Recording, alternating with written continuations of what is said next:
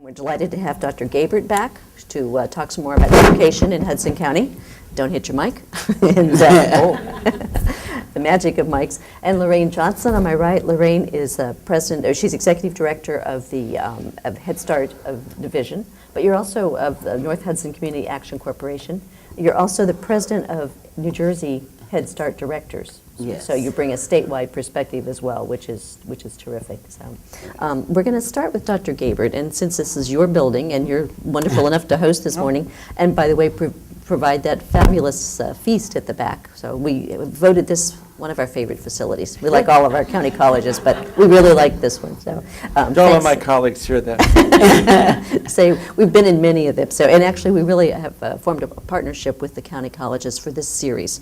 I think we're doing 9 out of the 12 at county colleges, and we've been fascinated as we go through. I've visited each one, obviously, to set up these events, and the array of facilities and the spectacular facilities we've got, both in program and buildings and in structures. I mean, we have just a real treasure in New Jersey. It's true. That I think most people aren't really familiar with. So, and I know that the bond issue this fall, I'll give you a chance to speak to that now, because I know that's important from your perspective as, you know, for everyone in the state. Sure. But the bond issue, the legislature has approved a $750 million bond issue for higher education. About $150 million, I think, is for community colleges. Our share at Hudson, not that I monitor that, is $8.25 million. Give or take a few million. And it's a 25% match from the county, so it's about $12.5 million. Assemblyman Priuto said it's been a long time since there's been a bond for higher education. I believe it's 1987 or 1988. It's really a critical need across the state and for community colleges. And by the way, what's wonderful about this bond, it's for all divisions. Even some of the independent colleges are going to get a little money on this to build up their badly needed infrastructures. At Hudson, we would build a science pavilion down on Bergen Avenue as part of our Joseph A. Condary Center. And we would also retrofit some of the classrooms in the Pathside building, which is literally on top of the light rail station here. So facilities are really a problem at Hudson. We had virtually no facilities 20 years ago, and we're still struggling, even when you see these beautiful facilities. But I have 9,500 students at the college, and I have 1,400 in allied health or pre-allied health, and that I only have 6 labs on 2 campuses. So my students have to take a lot of their science classes off campus. They take the jitney bus and go to various locations. So for us, that's going to be very important. Mm-hmm. And all the projects I might mention, too, for economic development are program ready. We will be under construction for our science building. If the bond issue is passed in November, which I hope it is, at Hudson County Community College, we will be under construction for the science building by next July. That's terrific. And I mean, the problems that you have with facility overcrowding things, those are wonderful problems for anyone to have. And you've been here 20 years as well as president. That wasn't always the problem, I think, with Hudson County Community College, right? Enrollment has increased exponentially since you've been 300%. Well, you know, the interesting thing about Hudson is that even with that enrollment increase, we are the most underserved county in New Jersey by market penetration. Because of the population. Well, 2.5% of the population of New Jersey attend a county college, but in Hudson it's a little under 2%. And if God made a county that needs a community college, it's Hudson County. I mean, look at it. All the need in the county, the development, the dense population. Mm-hmm. So we have a long way to go. We have a student body right now of 9,500. I think truly someday this college will have 15,000 to 20,000 students. We have 2 campuses right now. We have this complex here in Jersey City, and we have a spectacular 100,000 square foot campus on the light rail station in Union City. You literally get off the subway station, come out of the ground on 49th Street. You don't have to get wet. You don't have to go outside. You can take a wonderful bridge that we got with the help of Senator Menendez. You can come up and go on the 3rd floor. But eventually, this will probably be after my watch, but I've been here 20 years. 20 years from now, who's ever sitting here will be telling you about the campus in Bayonne and the campus in Harrison, Kearney, and they'll probably a satellite of some kind in Jersey City down on the waterfront. That sounds, It's just going to happen because the need's there, the support's there. that sounds wonderful. And let's take that bridge and let's bridge over to Lorraine at this point. How's that for a segue? It may seem that there's quite a distance from the work that you do in Head Start to get students over to the community college. But I think that's kind of the whole point of Head Start, right? Is that if you get kids started on the right path early, they're going to be much more able to access education. Right, and we have a partnership with Hudson County Community College. The majority of our teachers, it's a requirement, federal requirement, that they have at least a Child Development Associate's degree, a CDA, and a lot of our staff members participate in Hudson County Community College, as well as some of our staff actually go through their basic skills in order to be able to matriculate on a college level. So we started Hudson County Community College. Tell me a little bit about your program and the depth of your program and the breadth, because I think many of us aren't really familiar. When you hear Head Start, everybody thinks, oh, sure, I know what Head Start is, but I'm not sure we all do know exactly what it encompasses. Head Start is a true, when we say comprehensive, they take care of all of the needs from infancy. At this point, we have early Head Start. Now, infants start at 6 weeks and to the age of 2.9 or 3 years of age. And our preschool program is from 3 to 5. And the parents receive the service at no cost to them. And all of our teachers are trained, certified, P through 3 teaching staff who actually are totally involved with not only the educational process, but the health of all of our children. We look at all their immunizations. We assure that the children have, and the parents keep their schedule for all, everything that they need. Dental screenings. Head Start is truly their mental health concerns, our children with challenging behaviors. We work with parents group, and our parents have sessions that we look at 21st century parenting, as well as whatever needs the staff work with the parents, the housing concerns, and I, in the last panel, talked in terms of housing. Every program that you can imagine impacts on Head Start, because the qualifications for Head Start, our family is 100% below the poverty guidelines, which is a family of 4, $22,000 a year. So Right. it's minimum, as well as the parents who are unemployed, and we have all of the concerns of the housing, as well as if there's any marital problems, and we work with the groups of parents in order to empower them to advocate for themselves.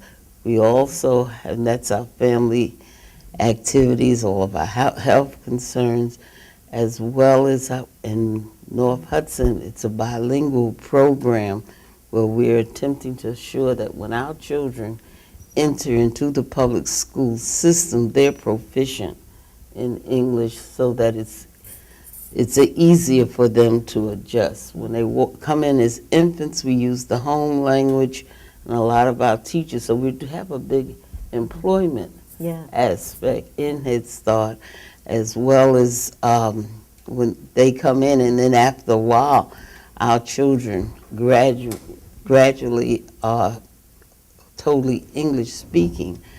Our population covers in North Hudson and North Bergen, we have a large Arabic population, and our children will leave there speaking English, Spanish, and Arabic. So children speak 3 languages. Can I sign up? This is like, what a great program. That's like Yes. amazing. Lorraine, how long have you worked with Head Start? Oh, I've started with Head Start in 1966. Wow. As a Head Start teacher. And as an administrator, I have been there 28 years. Have you worked in Hudson County that entire time? In Hudson County all So that time. what would you say are the changes that you've seen in the population that you're serving and in the program itself? Some of the changes, well, some of the extremely basic changes, just the family dynamics have changed significantly.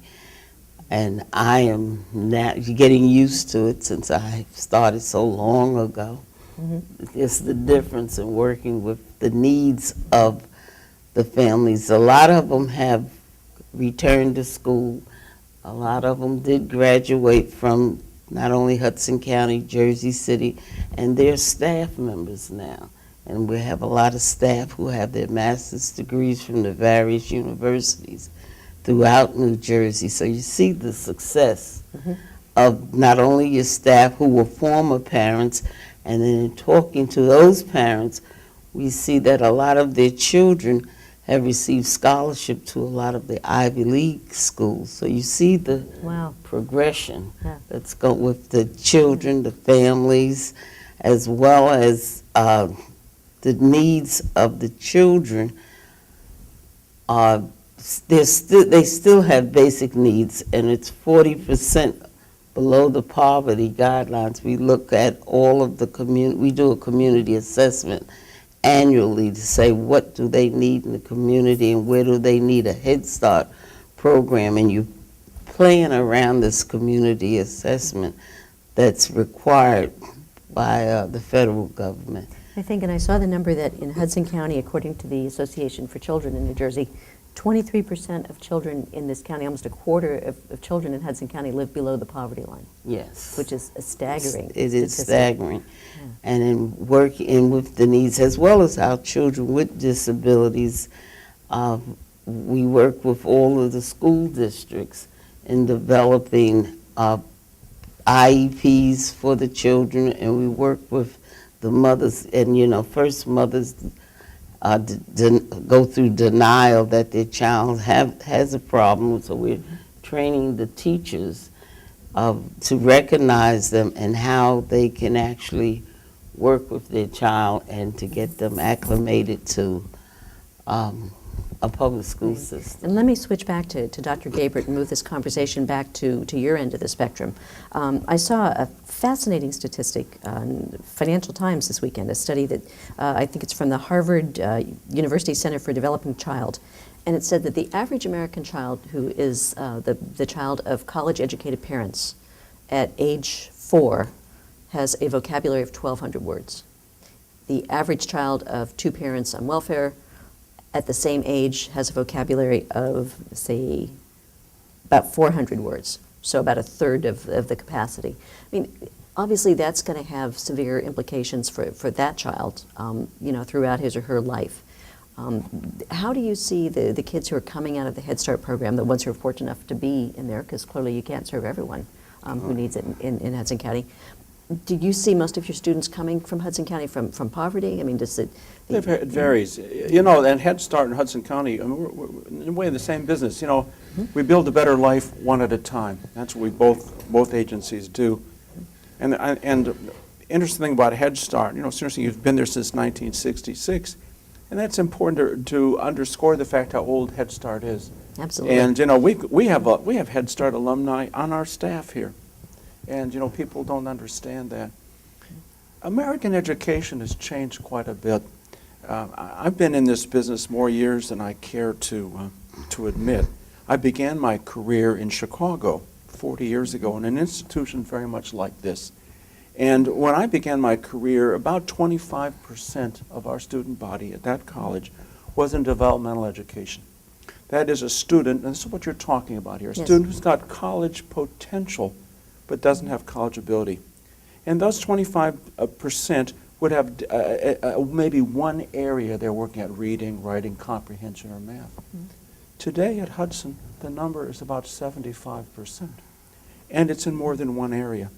What's interesting, the institution I began my career at, very similar, the numbers are the same. It's a phenomenon of American education.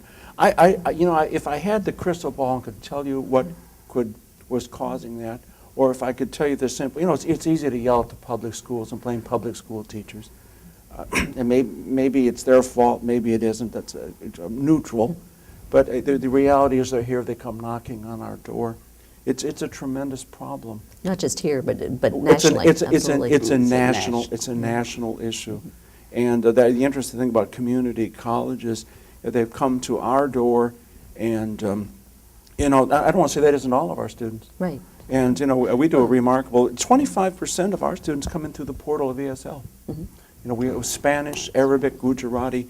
We do regular services here in 7 languages. Mm-hmm. If you register and we do a follow-up call, if you're one of those 7 languages, when you answer the phone from Hudson County Community College, the person will be speaking Polish or Russian, whatever you checked in. There's some we don't do, but the mainline ones we do. But the remediation problem that you mentioned, that's not just in community college, that's in four-year colleges as well. It is.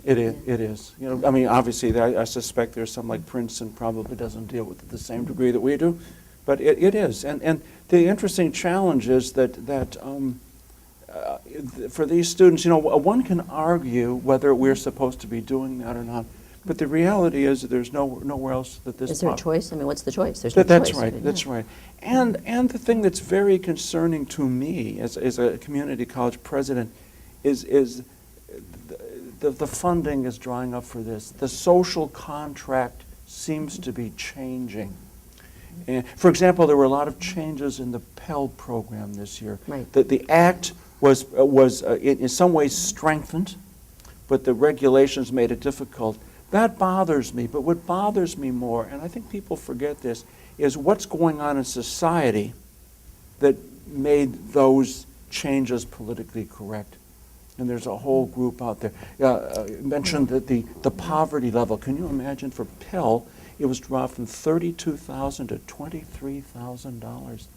Who can support a family at $32,000? In this area. Yeah. It's a challenge. Exactly. Now, and you're working with the whole child, obviously. Yes. When you graduate your kids from Head Start, they're graduated, right, as they move into the public school system. Do you track them? Do you see how they do from that point on? Right now, Steve Barnett just recently did a longitudinal study up to the 5th grade, and we see the children in the 5th grade are excelling. So every year what we do an assessment 3 times a year of all of our children, and they're scoring so much higher. We instituted a school readiness curriculum in place through the federal government so we could actually track our children. These are some of the changes. Initially, you knew you were doing a good job, but now we actually assess them so we can have the statistics in place, and we provide the information to the federal government to let them know how our children are scoring. And we'll have some children will come in scoring 33% of looking at their outcomes. Then by the spring, you'll see they might be up to 55 or 6, and these in different domains. And as well, by the time they leave there, the majority of the children are 90%, 95% of knowledge that they have in the different areas. So it'd be fascinating then to track what happens after 5th grade through 12. Grade, or in kindergarten now, children are much more advanced than when I initially started out. They're reading at this time, and that was unheard of, say, 10 years ago. So with all the success you're having with your program, in America, right, success is its own reward, and people are ready then to throw more money into Head Start and say, great program, we're getting results, let's make it bigger and better. Is that happening? Not happening at the magnitude I'd love to see it happen. But it is a very successful program, and we have the statistics to show that. But a majority of people do not see, and that you must build a strong foundation for children. In order for your children to be successful, you have to start from infancy right up to during their developmental stages. And hopefully, not necessarily hopefully, statistically, we see it happening. Now, when you lobby for funding, it's all federal funding, am I This right? is federal All program. federal? We 100%? receive federal funds for, say, 7 hours a day. That we tag, for parents now, it's required that you're working or you're in school. So therefore, we can apply to the state for the eligible parents to receive extended daycare. And is that level of funding stayed consistent? No, it's according to your state. Mhm. But right now, we operate from 7:30 to 5:30, which is a change in Head Start from when I started. And so we have classes running based on the needs of our families. And I can extend the hours of the program to 6 o'clock if parents are working. And I have a group, say maybe 15 children. Our class size is 15 for the Head Start program, and 18 for Head Start and 15 for the preschool program. So you have 2 teachers. If it can fund itself, I have no problems with extending the hours of classroom for working parents. Okay, but of course, funding is key. The funding is the key. The whole thing. And you had mentioned the poverty level that in the Pell Grant. The ALICE study, familiar with the ALICE No. study? ALICE was a study conducted by the data center at Rutgers for the United Way of Northern New Jersey. ALICE is asset limited, income constrained, employed, which is most working poor families in New Jersey. And what's happening there, they've looked at every county and looked at how much it actually takes to live in that county. They found that there are 41% of the households in Hudson County that are struggling. There are 16% actually below the poverty line, and 25% total that would be below this ALICE level that they've come up with. Do you ever feel, by both of you sometimes, that you're kind of swimming against the tide here? I mean, how do you stay encouraged and positive given all the work that you have to do?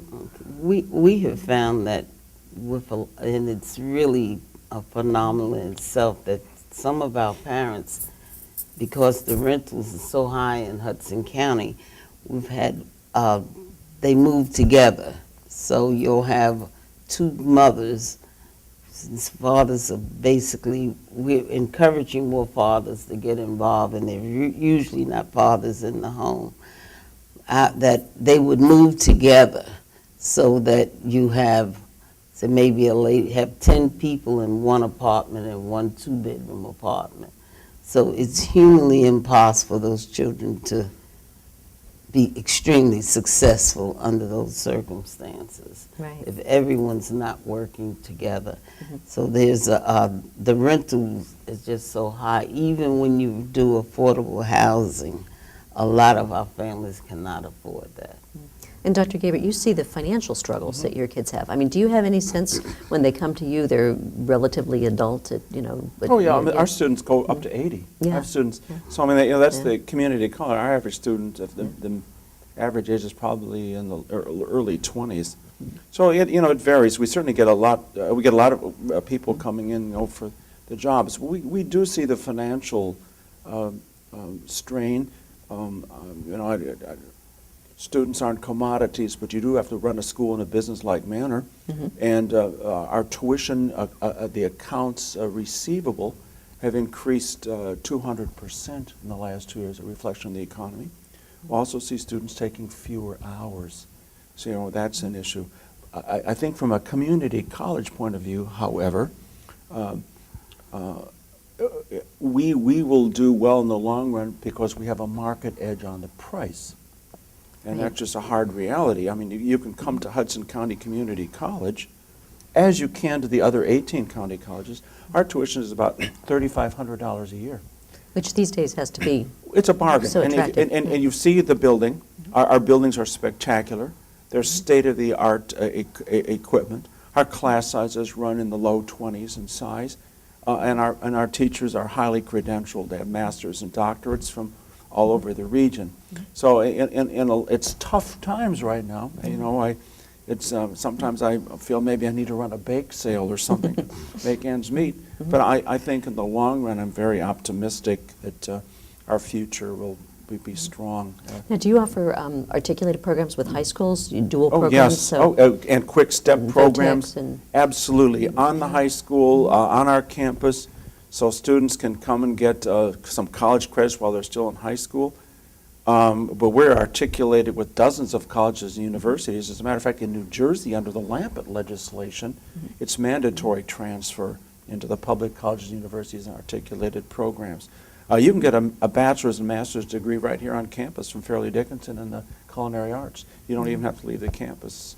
Which is terrific. And do your kids, do you think, and the parents, I mean, do they have any sense of the opportunities that are there if they can just get through those early years, get up, into high school, through high school, to be able to start to work an advanced degree? I mean, is there a sense of that's what they're working for? We have a family and community partnership area in our Head Start program, and they alert the parents to a lot of the opportunities that are available to them in the community, and they will take them and assist them with registration in the colleges throughout the area.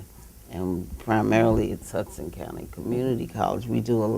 It's mandatory that we do professional development for all of our staff, as well as do a family profile, and based on their family needs. And if parents say they would like to go back to school, we assure them and follow up that they are That's terrific. enrolled. Yeah. That's part of our mission. Yeah. There's so much we could talk about here. I wish we had like 3 hours, and we could do the whole morning in education maybe next year. But let me ask you the same question, both of you, that I posed to the panel last time. If you could, wave your magic wand and have one thing granted that you think would just have the most incredible positive impact in Hudson County, what would you, Dr. Gabert, would start with you. What would you think, if you could just have anything you wanted, what would make a difference, a positive difference here? Well, it's a public agency. I always hate to say more money because that comes out of taxpayers' dollars. But the reality is we're the lowest, we have the lowest per student budget of any community college in New Jersey. In Hudson County, at this Yes, facility? at this Wow. facility here. And that's, it just, a factor of a lot of things, our growth and other things. If I could bring my budget up to the state average, I could do additional program development, and I could increase the enrollment of this college 50% within a 5-year period. And who do you have to convince to get that to happen? Well, I want to be. I live in Hudson County. I'm also a Hudson County taxpayer, so I want to be very honest.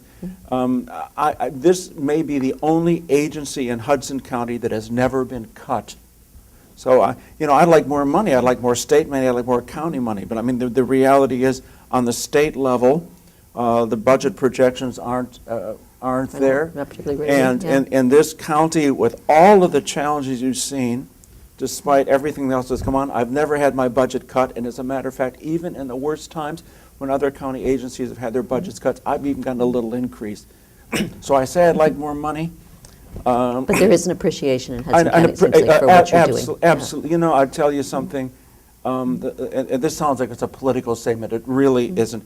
To support the enthusiasm across this county for this college among the county leadership, the county freeholders, the mayors. This county college has no detractors, and that's why this tremendous success of this college. There's a lot of They've invested in it, and they see the value of the invested. investment. I'd like to have more.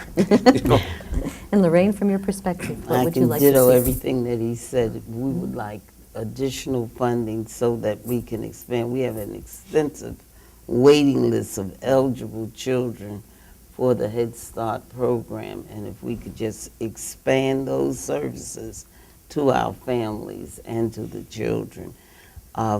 Everything is in place, it's just additional funding, and to pay our staff comparable salaries for their qualifications. People have to be pretty dedicated to do this. And And certainly since 1966, I think we I set a prime always tell example. my staff that you have to love Head Start and work closely with the families and see that you're making a difference in the lives of the children.